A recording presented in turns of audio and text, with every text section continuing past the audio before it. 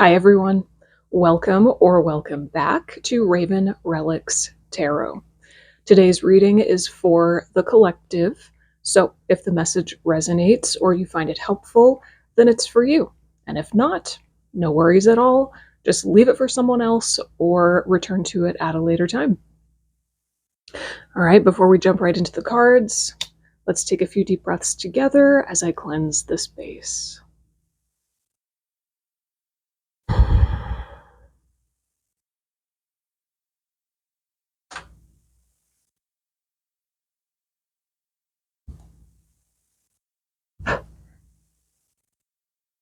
Relax all the muscles of your body, relax your face and your jaw.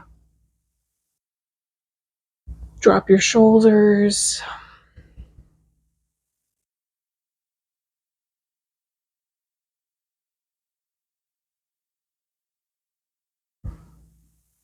And call just a little bit more of your energy into your physical body. Feeling the floor or the chair supporting you.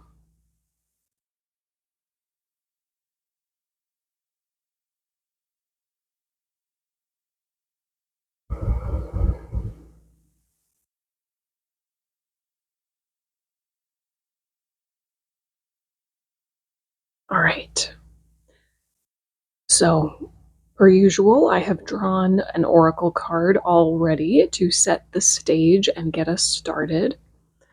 And the oracle card that has come forward for us today is number 33, Moot Gathering.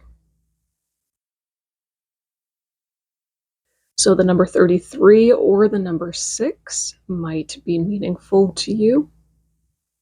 Balance, harmony, beauty, love. I think it is no coincidence whatsoever that this is the card we get today when the very last reading that I did was called Know the Value of Your Own Company. And the main message, one of the main messages in that reading was about healing loneliness and taking loneliness almost as a cue to go deeper within yourself, to connect more deeply within yourself, and to love yourself, right? Because there is a certain kind of loneliness that being with other people just cannot fix, right? So deeper levels of connection and self-love, I think, ultimately leads to this. When you love yourself enough and you know yourself completely enough, you realize, I need people. I need people. I love people. Maybe not all people, right? But we're a social species. There's a certain level of power and fulfillment that we literally cannot experience unless we have connection with kindred souls, like-minded, like-hearted people who we can be ourselves with, who we can celebrate life with. And I think that's really what this card is saying. It's inviting us to find our soul family, to celebrate life with the people who make us feel at home in ourselves. Now, this is bringing up the concept of belonging. And I truly believe that belonging is not just to have a place, it is to have your place. So the harsh, I guess, kind of harsh truth about belonging is that you will never experience a sense of belonging unless you are brave enough to be authentic first. You're never going to find your people unless you're you first. You know, you have to be brave enough to be you in order to experience this level of connection and joy. And that goes back to the last reading again. Self-love, self-connection, self-awareness. That is the foundation of everything that we want. Here's a question for you. Is it possible to is it possible to feel true connection or to experience true connection with another person if you are not connected to yourself? Is it possible? I think that's a fascinating conversation to have. In my experience, the answer is no. No. True connection means I am connected to me while I am connected to you. It's both, right? Okay. So that's the main message coming through. Let yourself find your soul family, even if it's just one other person who makes you feel like you can just be you with them, you know? All right, let's go into the tarot now before I keep rambling about belonging and connection. What does the collective need to know or do today?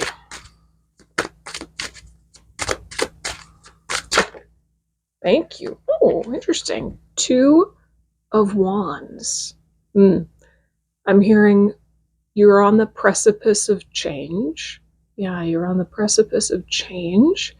And it's like you're in one of those moments where you know that change is coming, but you can't see it. It's not tangible yet. It's not visible or concrete. It's something that you can feel very, very strongly. You know that change is coming because you can feel it, but you don't know what that change is going to look like yet.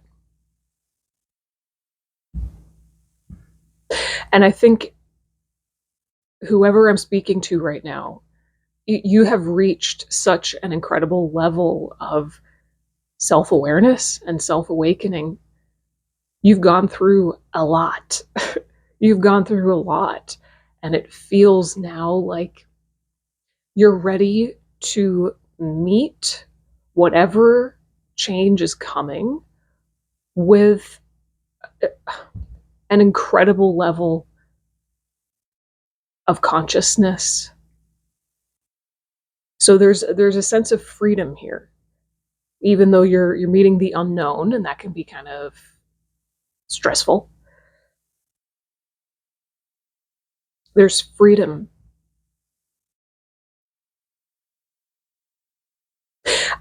Putting it into the context of the oracle card.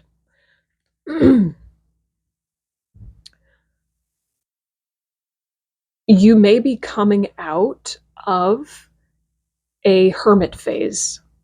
You may be coming out of a phase of life where you were much more inwardly focused, doing a lot of self-exploration, self-excavation, I'm hearing, processing. Like, it almost feels even like some of you may have been doing a lot of like really deep, heavy shadow work, healing.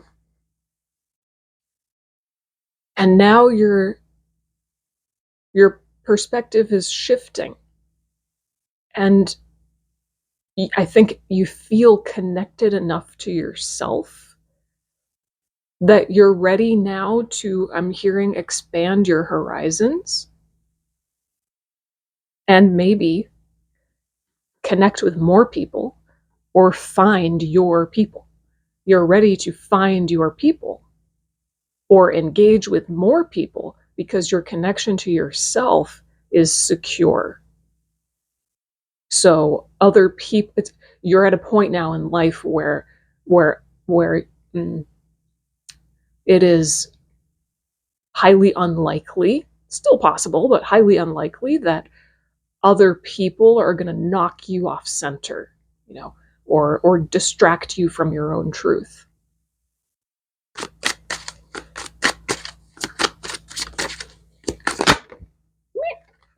Oh, interesting. 4 of Swords.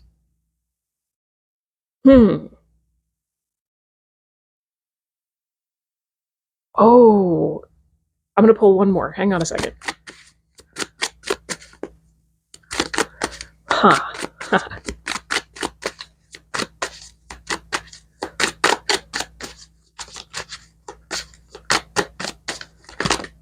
Tell me more, tell me more, tell me more. Nope, too many, too many.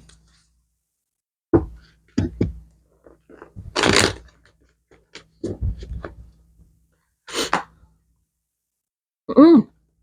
Six of Swords. You know, I saw this when I was pre-shuffling.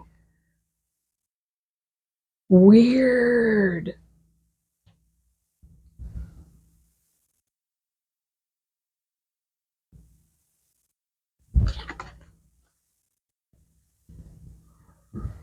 Okay, so the message that I'm getting from the Four of Swords is that you're coming out of slumber. You're coming out of a period of slumber, solitude, and introspection. The Four of Swords is about rest, basically. Um, Halting or suspending all action, taking a break, taking a step back, and resting, either physically or mentally or both.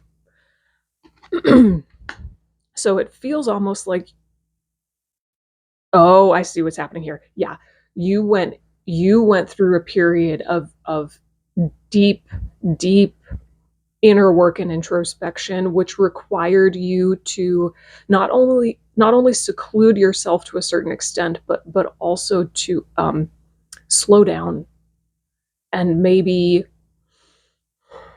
on the surface it seemed like you were not progressing as quickly as you wanted to, or in a way that is like socially acceptable, whatever. But that's because you were doing the real work, the real productivity, which is the inner work, the internal exploration, and not forcing action before getting into alignment, right? And then out of all of that, there was a Six of Swords moment. The Six of Swords is about leaving behind an old way of life, moving. Maybe literally you moved, maybe you're in the process of moving. Um, but at the very least, the Six of Swords is about leaving behind an old life, internally, leaving behind an old way of thinking and believing, you know. So all of the inner work led you to the realization that you had to leave something behind, and you did.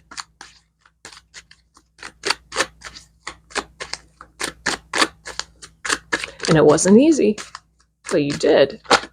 You did. Which one? This one? Okay. Well, I'll take this one too. No, just this one. Okay. Two of Pentacles.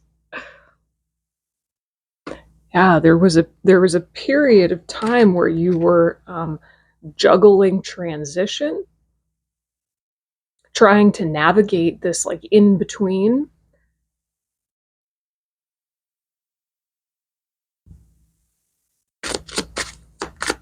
It was very like tumultuous.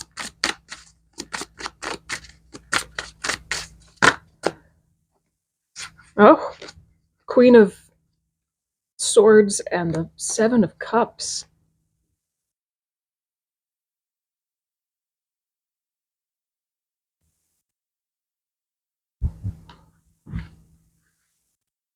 But whatever you left behind connected you more deeply to personal truth, a sense of clarity, objectivity, deep, deep levels of understanding and awareness. And because of whatever you left behind, you then stepped into the awareness that you have a lot more options than you ever thought you did.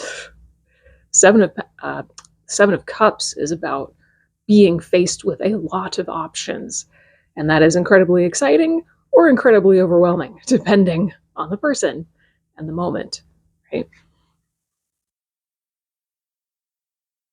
It's almost like this feeling of untethering yourself from something that was holding you back. You woke up to the fact that it was holding you back because of all the inner work that you were doing, and so you left it behind. And when you left it behind, you stepped into that sense of freedom that I was speaking to before with the Two of Wands. You stepped into a greater sense of personal truth and therefore freedom. And from that space, you woke up to, you were able to see clearly just how much is actually available to you, just how much you were holding yourself back. It's like you can go anywhere, you can do anything, you're free. You're free. What do you want? What do you really want?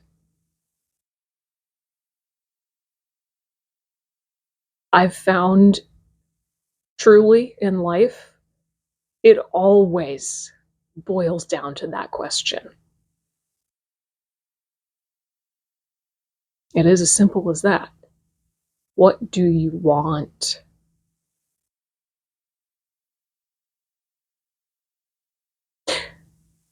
And I think that brings us right back to the very beginning, full circle.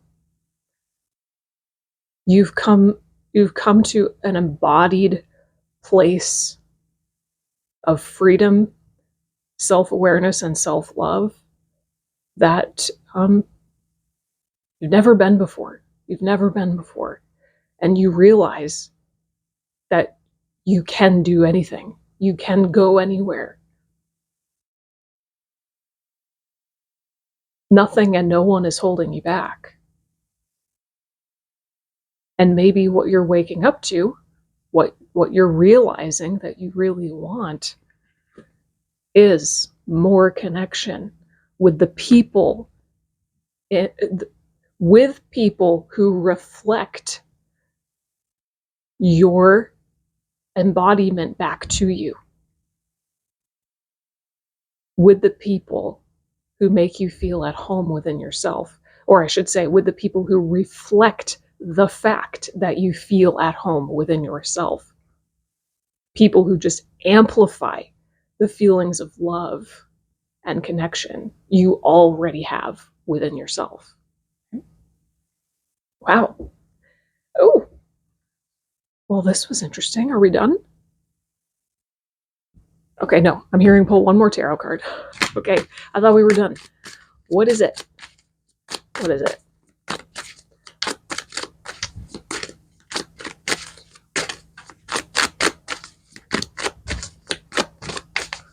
What is it?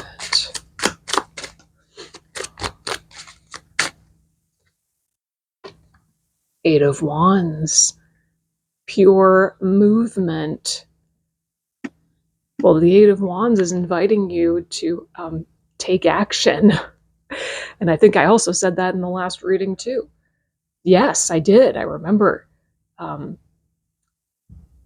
I've been feeling for a minute now, non-physical, like prompting all of us to take more physical action. And it lines up perfectly with exactly what was coming through the Four of Swords.